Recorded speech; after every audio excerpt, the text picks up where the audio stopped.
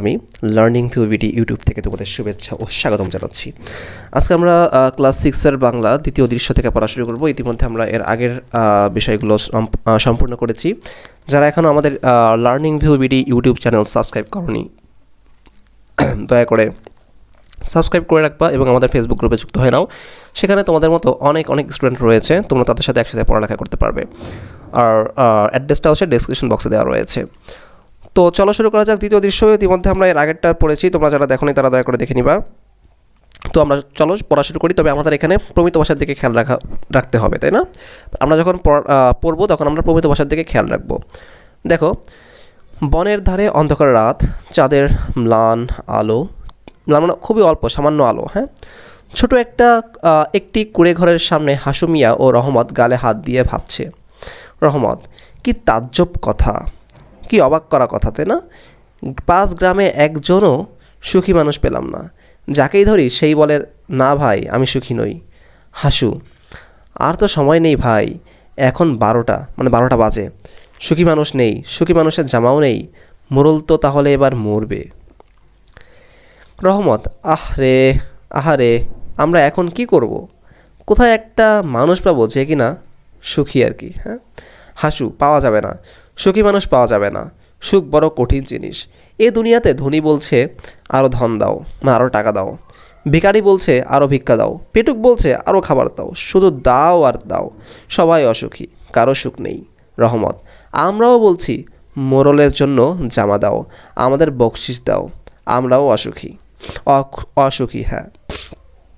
হাসু: চুপ চুপ, ঘরের মধ্যে কে যেন কথা বলছে। রহমত: ভূত নাকি? চলেন পালিয়ে যাই, ধরতে পারলে মাছ ভাজা করে খাবে। মানে একদম যা করার করবে, ভূত তো বোঝে না এই বিষয়টা, তাই আর কি। হাসু: এই যে ভাই, ঘরের মধ্যে কে কথা বলছো, বেরিয়ে এসো। রহমত: ভূতকে ডাকবেন না। ঘর থেকে একজন লোক বেরিয়ে এলো। রহমত হাসুকে বলতেছে, ভূতকে ডাকার দরকার নাই, বেরিয়ে আসতে কেন বলতেছেন, পরে তো আমাদেরই মাছ ভাজা করে খাবে, বুঝেন নাই এরকম। ওই লোকটা এসে বলল, তোমরা কে ভাই, কি চাও? হাসু: আমরা খুব দুঃখী মানুষ, তুমি কে? লোক বলতেছে, আমি একজন সুখী মানুষ। হাসু: হ্যাঁ, তোমার কোনো দুঃখ নাই? এখানে নাইকে নেই বলবা, তোমার কোনো দুঃখ নেই?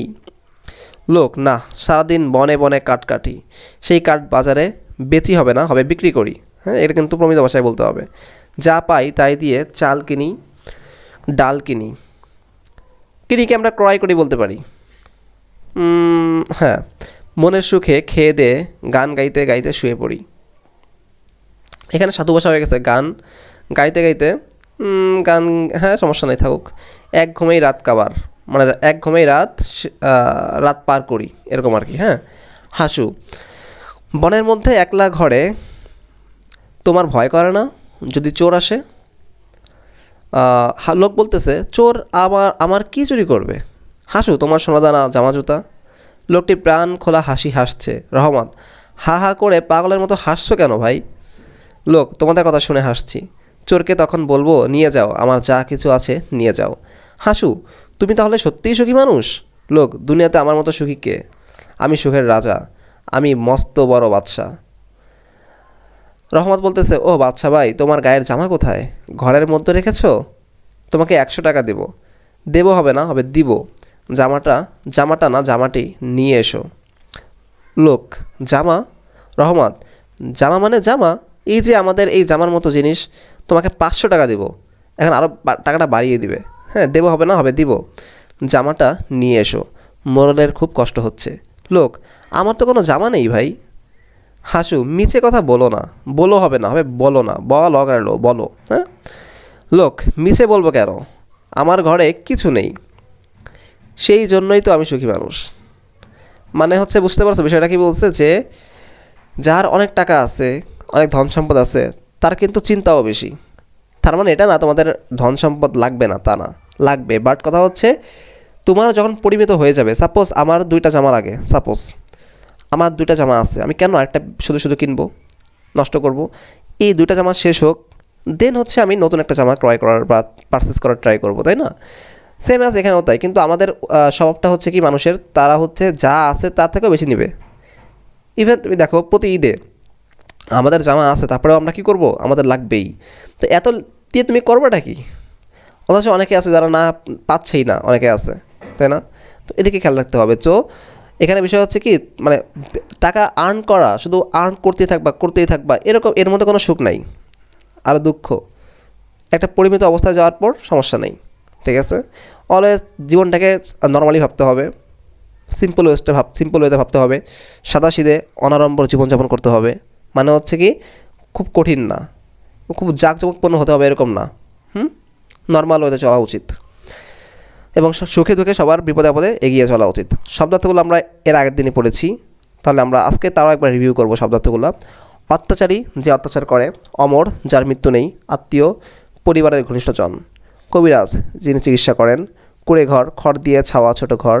কোলাহল করা, বহু লোকের সাথে একসাথে কথা বলা। চাকর মানে কর্মচারী, ছটফট করা, অস্থির হয়ে নড়াচড়া করা। জবরদস্তি করা মানে জোর করা, তৎক্ষণাৎ মানে সাডেন, তাই না? বা ফরটিউটিয়াস মানে ওরা ওই সময় করতে হবে, সেই সময়ে। তাজ্জব কথা, অবাক করা কথা। দৃশ্য, নাটকের অংশ। নক্ষত্র, আকাশের তারা। নারী পরীক্ষা করা, রোগ নির্ণয় করা। নিষ্ঠুর, যার মনে মায়া মমতা কম। এরপর কি রয়েছে দেখো তো, নিস্তার মানে রক্ষা। পাপী, যে পাপ করে। প্রতিজ্ঞা করা, ওয়াদা করা। ফতুয়া মানে জামা, ও যে ফতুয়া চাইছিল মনে আছে। বকশিস মানে খুশি হয়ে দেওয়া উপহার, তাই না? এই বকশিস জিনিসটাকে আমরা অনেক বেশি বেশি বকশিস নিয়ে থাকি আমরা, সেটা হয়ে যায় তখন কি জানো, সুদ আর ঘুষ। অ্যানিওয়ে, বাঘের চোখ আনা, কঠিন কাজ করা। বিশ্বাসী, যাকে বিশ্বাস করা যায়। ব্যামো আর ব্যারাম দুটা অর্থই হচ্ছে অসুখ। মন উজাড় করে কাদা মানে ইচ্ছা মতো করে কাদা, মানুষকে জ্বালানো, মানুষকে কষ্ট দেওয়া। মূর্খ মানে বোকা। মোড়ল, গ্রামের প্রধান। ম্লান আলো, সামান্য অল্প একটু আলো। শ্রবণ করা অর্থ শোনা। হাড় মর্মর রোগ, রোগের নাম। হিমালয়, পৃথিবীর সবচেয়ে উঁচু পাহাড়ের নাম হচ্ছে হিমালয়।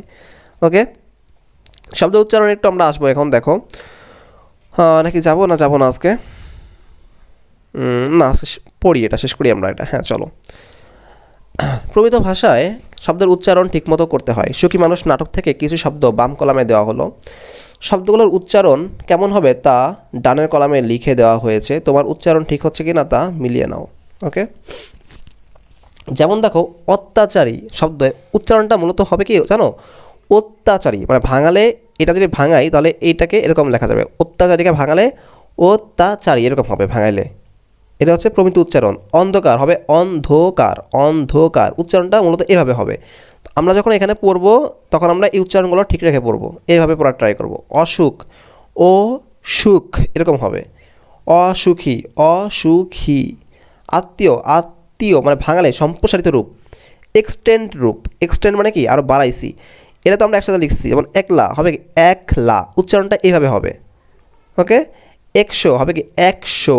কবিরাজ, কবিরাজ। কুড়ে ঘর, কুড়ে ঘর মানে কি, এটা ছিল যে শব্দগুলো এর সম্প্রসারিত মানে মূল যে উচ্চারণটা সেটা হবে এইভাবে।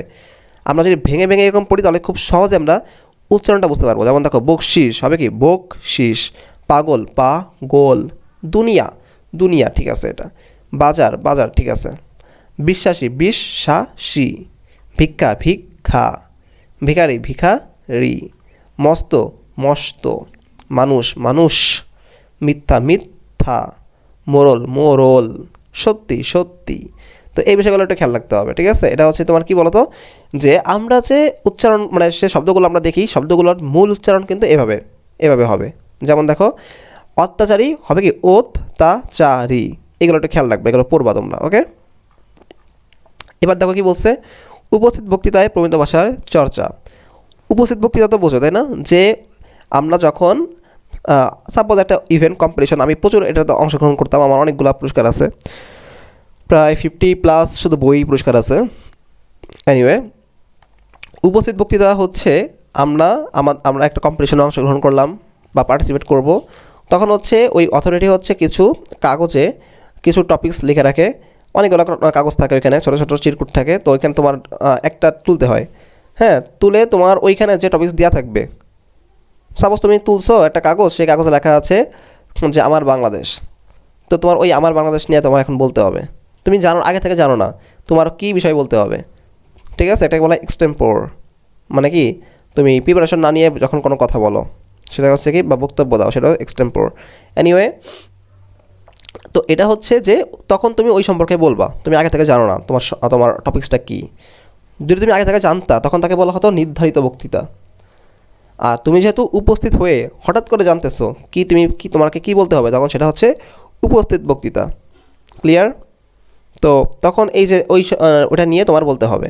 সো এই উপস্থিত বক্তৃতার ক্ষেত্রে আমরা প্রমিত ভাষা উচ্চারণ করার ট্রাই করব।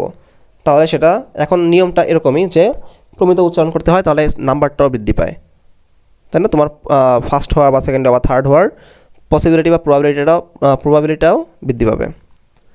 সো আমরা তৃতীয় অধ্যায়ে এখন যাব না, আমরা তৃতীয় অধ্যায়ে নেক্সট দিন থেকে আলোচনা করব, মানে নেক্সট যে ইয়াটা আছে আমাদের যে ক্লাসটা আছে সেখান থেকে আলোচনা করব। তো আজকে আমরা এই পর্যন্তই রাখলাম। তোমাদের সকলকে ধন্যবাদ।